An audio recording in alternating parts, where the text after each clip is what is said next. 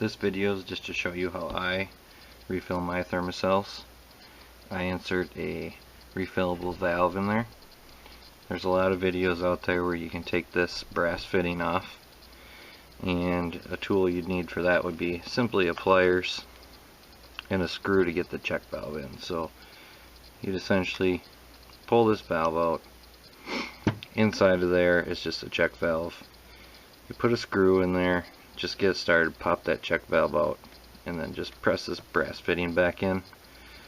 Although it works, I find it harder to fill. A lot of the butane cans come with different fittings that have to go on here to get a good seal so you can actually fill these. Like for instance, this one doesn't even fit in there right now, but by installing my valve here, I can fill it up right away. So I'm just going to show you what I do, and then I will put a link in the video here of Detro Fish On.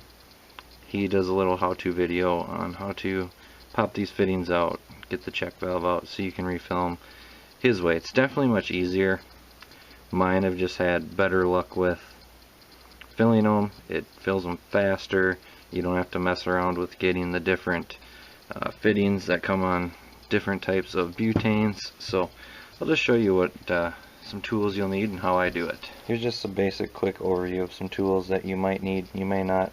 I got a side cutters, a pliers, or needle nose will work. I got a mixing stick, a high powered magnet, a refillable lighter, some drill bits, a Dremel with either the sanding wheel or the cutting wheel, a drill, some 2-part epoxy, and of course some butane. First step is finding a refillable lighter.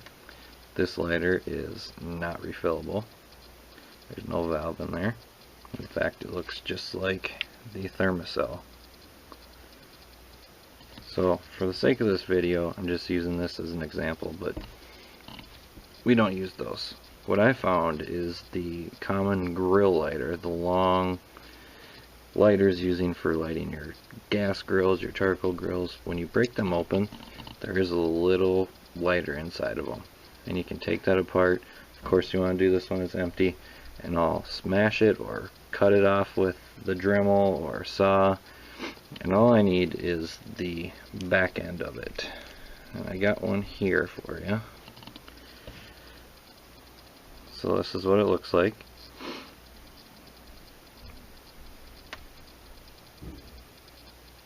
So we need to get this valve out. It's 2 pieces of plastic pressed in. So what I found the easiest method is using the Dremel and also side cutters.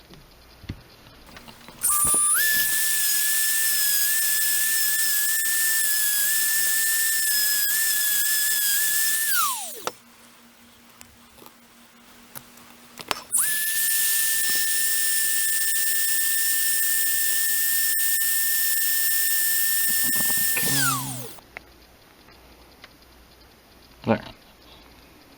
So now I got my valve.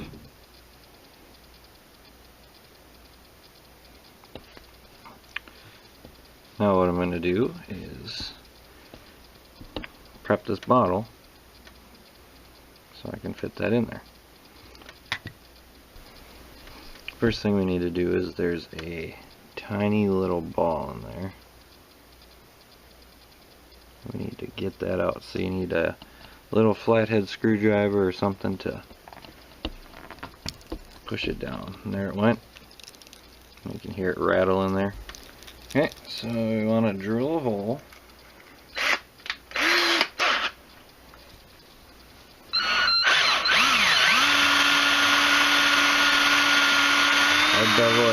I'll bevel it out just a little bit. So now we got a hole in there. There's still a BB in there. That's where this magnet comes into play. Stick it to a screwdriver or a pin or something you can get in that hole. And stick it in there. And kind of shake it around, and there's that BB. Alright, now that we got the BB out, we're going to do just a dry fit. And it does go in there. It's a little too tight for me because I do want to get a little epoxy in there. Make the hole a little bit bigger. So now that that's in there, next step is to take the 2-part epoxy. This is a 5-minute epoxy. It's better to have a little more than not enough. So that was the hardener. And here's the resin.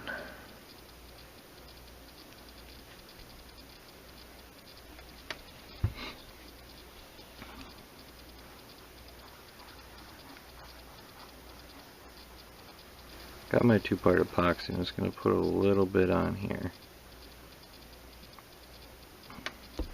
I'm going to rub the valve in it here.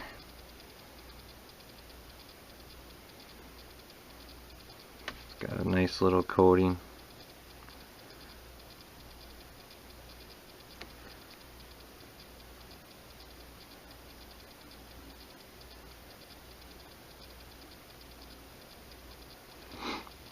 And go ahead and stick that in the hole there.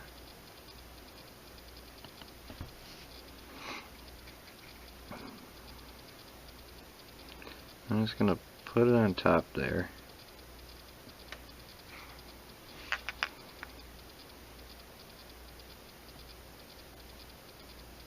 Spread it around that valve.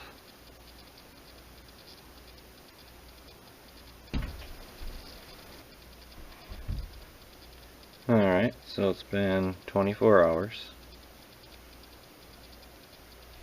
And that's clearly not going anywhere. So now we're going to go ahead and fill it.